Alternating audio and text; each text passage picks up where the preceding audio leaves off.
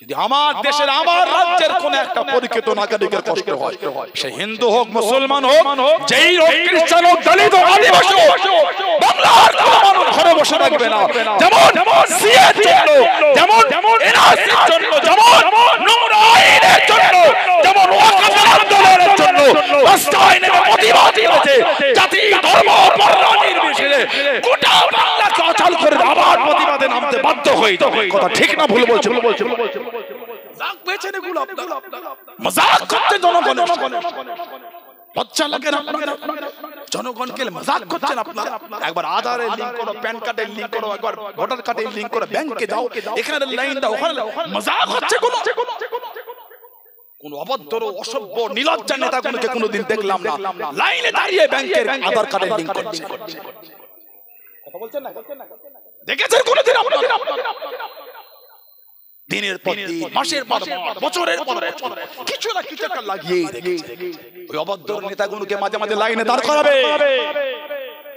অভদ্র নেতাদের ব্যাংকের বই নাই, গ্যাস নাই, হিন্দু মুরব্বী বয়স্ক বাপটা, একটা মুসলমান বয়স্ক বাপটা, একটা হিন্দু মা, একটা মুসলমান মা, একটা দলিত আদিবাসী মা, জৈন খ্রিস্টান মা, এই গরম রোদে ওই ব্যাংকের লিংক করার জন্য, আধারের জন্য সকাল থেকে না খেয়ে দাঁড়িয়েছে। আর এত বছর পরে শুনতে হচ্ছে আধারের কোনো দাম নাই। লজ্জা লাগে না অভদ্র নেতাগুলো? কি মনে করেছেন? মজাক হচ্ছে গুলো।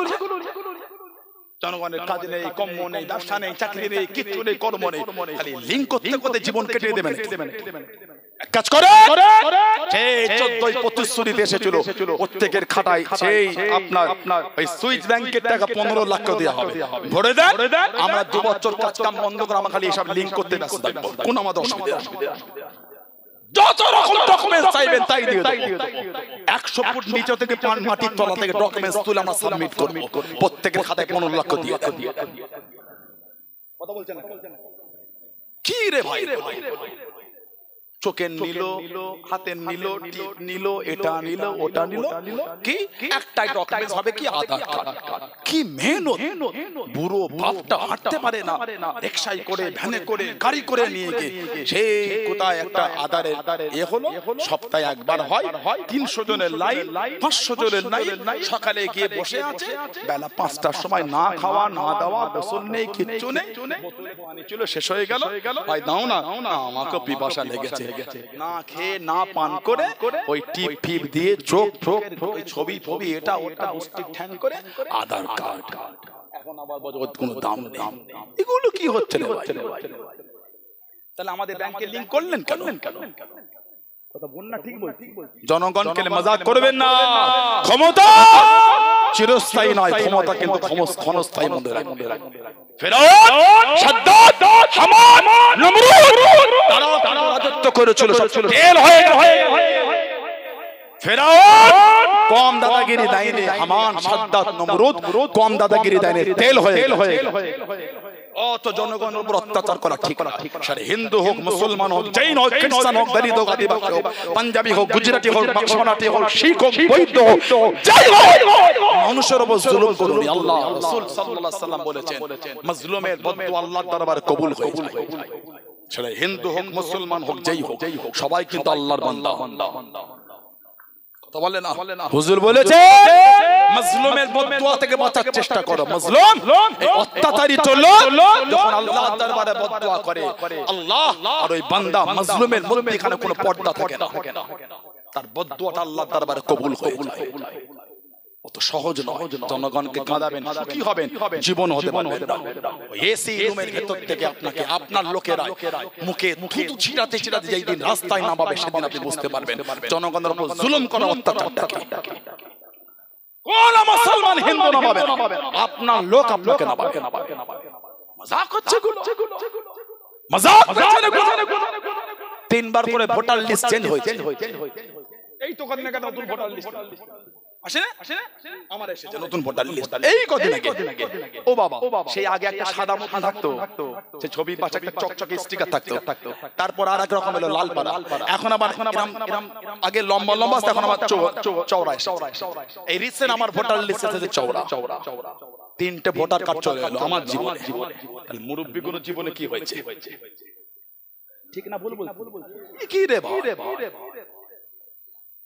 আল্লাহ হেফাজত। সরকার জনগণ সরকার ঠিক করে, সরকার জনগণ ঠিক করে। এই জন্য আমরা ঠকে যাচ্ছি কেন জানেন? ধর্ম আমাদের ভাগ করে দিচ্ছে। ওরা মুসলমান, ওরা মরছে মরুক, তোরা যাসনি। ওরা হিন্দু, ওরা মরছে মরুক, তোরা যাসনি। যতদিন নেতারা এই চিন্তা আমাদের মাথায় রাখবে, জীবন আমরা সাকসেসফুল হতে পারবো না। কে হিন্দু, কে মুসলমান, কে জৈন, কে খ্রিস্টান, কে দলিত, কে আদিবাসী, কে পাঞ্জাবি, কে গুজরাটি, কে মারাঠি, কে শিখ, কে বৈদ্য, তুমি তোমার জায়গায় আছো, আমি আমার ইসলামের নীতিতে মজবুত। আসো মাথা উঁচু করে বাঁচার জন্য জনগণ হিসাবে, মানুষ হিসাবে হাতে হাত রেখে কাঁধে কাঁধ মিলিয়ে নোংরা লোকেদের বিরুদ্ধে আন্দোলন করে তুলি। কথা ঠিক না ভুল বলছি? যেদিন থেকে এই চিন্তা আমাদের মধ্যে আসবে, সেদিন থেকে দেখবেন কোন নোংরা নেতা আমাদের সামনে লাঠি ঘোরাবার সাহস পাবে না। যতদিন পর্যন্ত আমরা এক না হতে পারছি। তাই আজকে মিডিয়ার মধ্যে দিয়ে, আজকে এই সবার মধ্যে দিয়ে সমস্ত সম্প্রদায়ের মানুষের কাছে অনুরোধ, আসেন কাঁধে কাঁধ মিলে একটু আমরা এক হই। সানাউল্লাহ সিদ্দিকের উপযুক্ত ডকুমেন্টস না থাকলে পাবে না, আপনার না থাকলে পাবেন না। আপনি জানেন আপনার এই গ্রামে মালিক বেরিয়ার কত লোক টেনশনে ভুগছে, জানেন না? মুরব্বী চাচা গুণ কি হবে রে? আবার ওই ভোটার সেই লিস্ট মানে যেখানে সব আছে একদম সেই গুণ আবার লক করে দিয়েছে। কথা বলছেন না? পোর্টাল লক করে দিয়েছে। কত নোংরামি দেখেছে, পোর্টালটা লক করে দিয়েছে। ছেলে খেলা হচ্ছে, জনগণকে মজাক করছে। আল্লাহ আমাদের হেফাজত, আল্লাহ আমাদের রাজ্যে শান্তি দান, আল্লাহ আমাদের দেশে শান্তি দান। জাতি, ধর্ম, বর্ণ নির্বিশেষে সব ধর্ম সম্প্রদায়ের লোককে আল্লাহ শান্তি দিয়ে কাঁধে কাঁধ মিলিয়ে আল্লাহ বসবাসের তৌফিক দান করে। বলুন আল্লাহুম্মা আমিন। জোরে বলুন আল্লাহুম্মা আমিন। জোরে বলুন আল্লাহুম্মা আমিন। আর যারা ইসলাম সম্প্রদায়কে মজাক করছে, বলে দিলাম ভালোবাসা কেন মজাক করেন? আপনিও ভারতের নাগরিক, আমিও নাগরিক। নোংরা চোখে আমাকে দেখেন? আসেন না আমার প্রতিবেশী, আপনি আমার কাঁধে কাঁধ মিলিয়ে আসেন, আমরা এক হয়ে লড়ি একটুখানি। কেন আমাকে নোংরা চোখে দেখছেন? আমাদের বাপ দাদু 14 গোষ্ঠী সব এই জমিনে কাতারে কাতারে ঘুমাচ্ছে। ঠিক না ভুল বলছি? কদিন আগে দেখলাম একটা নোংরা মিডিয়া, আপনারা সব এই অমুক দেশে, কালকে না পরশু কে আপনাকে অধিকার দিয়েছে? মিডিয়ার সাহস হয় কি করে অন্যজনের কাছে জিজ্ঞাসা করে আপনার ভোটার কার্ড কি আছে দেখি, কে আপনি? ছাল চামড়া যেদিন এক জায়গায় হবে সেদিন বুঝতে পারবেন। অবদ্ধ মিডিয়া কোথাকার আপনাকে কে অধিকার দিয়েছে? জিজ্ঞাসা করবে। কার্ড দেখান। আপনি মিডিয়া, আপনি জিজ্ঞাসা আগে নিজের কার্ড আগে দেখাবে, দেখো আমার 14 গোষ্ঠী এই আছে, তারপরে অন্য থেকে চাওয়ার সাহস। মজাক হচ্ছে। মিডিয়া কে আপনাকে সাহস দিয়েছে? সংবিধানের চতুর্থ স্তম্ভ হচ্ছে মিডিয়া। সত্য খবর জনগণের কাছে পৌঁছানো সাহস হয় না? অবদ্ধ নেতাদের প্রকৃত মুখটা জনগণের কাছে খুলে দেবার সাহস হয় না? অবদ্ধ মিডিয়া প্রকৃত জনগণদের হেনস্থা করছে না? ঠিক না ভুল বলছি? অবদ্ধ নেতাদের নোংরামি গুণ সমাজের কাছে প্রকাশ করেন। জানবো আপনি মিডিয়া, জানবো আপনি সাংবাদিক, চোখে চোখ রাখার আওয়াজ করে। এই আমরা উলঙ্গ রাজা পড়েছিলাম, সবাই উলঙ্গ রাজাকে দেখে হাততালি, রাজা বাহ বাহ সাবাস কি সুন্দর পোশাক। কোথা থেকে ছোট্ট বড় ছেলে এসে বলেছে, রাজা তোর কাপড় কোথা? আমরা সেই বাচ্চার মতন একজন সাহসী সাংবাদিক খুঁজছি যে চোখে চোখ রেখে নোংরা নেতাদের প্রশ্ন করবে, সমাজের উপকার কি করছো, সমাজের জনগণের ক্ষতি করছো। বলছে না ভুল বলছি? আল্লাহ আমার মিডিয়া ভাইদের আল্লাহ সুবুদ্ধি দান, আল্লাহ ওদের মনে সাহস দিয়ে দেন। বলেন আমিন। বলেন আল্লাহুম্মা আমিন। জলে বলেন আল্লাহুম্মা আমিন। আমার ভাইয়েরা, বাচ্চানেরা, ছেলেরা, যুবকেরা মুক্তাসার করব, আল্লাহ যদি আবার তৌফিক দেন রাখা হবে। রাগ করলেন? আমি কোন সম্প্রদায়কে টার্গেট করি? আমার ইসলাম এটা আমাকে শেখায়। ফুরফুরা শরীফ কালো সম্প্রীতি বার্তা দিয়েছে। ফুরফুরা শরীফ আজ সম্প্রীতি বার্তা দিচ্ছে।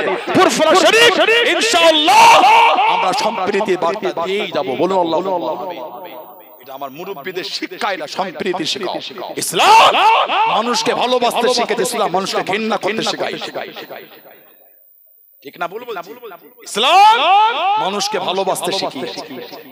শরীফের ইতিহাস আপনি ঘেটে দেখেন, আজ 800 বছর ধরে এই ভারত উপমহাদেশে 800 বছর সম্প্রীতি মেলবন্ধনের শিক্ষা দিচ্ছে, দ্বীনের খিদমত করে যাচ্ছে। জোরে বলে, আর একটু জোরে বলা গেল না, আর একটু জোরে বলা গেল না। আপনার থেকে আমাকে শিখতে হবে না সম্প্রীতি কাকে বলে, আমার সহবতে আপনি শিখে দেন সম্প্রীতি কাকে বলে। আপনি কি আমাকে শিখাবেন? লজ্জা লাগে না? আরো স্বাধীনতার আগে আমার পীর মুজাদ্দিদুজ্জামান আব্দুল্লাহিল মারুফ মুহাম্মদ আবু বকর সিদ্দিক রাহমাতুল্লাহ, ওনার সান্নিধ্যে গিয়ে গান্ধীজির মতো লোক বসে থাকে। ওনার সান্নিধ্যে গিয়ে আবুল কালাম আজাদ ভারতের প্রথম শিক্ষামন্ত্রীকে বসে থাকতেন। হুজুর একটু ডাইরেকশন দেন, একটু বুদ্ধি দেন, আপনার কোটি কোটি ভক্ত মরি একটু উপযুক্ত বুদ্ধি দেন, কিভাবে ইংরেজদের বিরুদ্ধে আন্দোলন তৈরি করব। গান্ধীজির মতন ব্যক্তিকে দাদা হুজুর রাহমাতুল্লাহ আলাইহি সোহবতে বসে ভারত স্বাধীনতার ছকগ্রস্ত দাদা হুজুরের কাছে বসে বসে জোরে বলে, আপনি আমাকে শিখাচ্ছেন সম্প্রীতি কাকে বলে।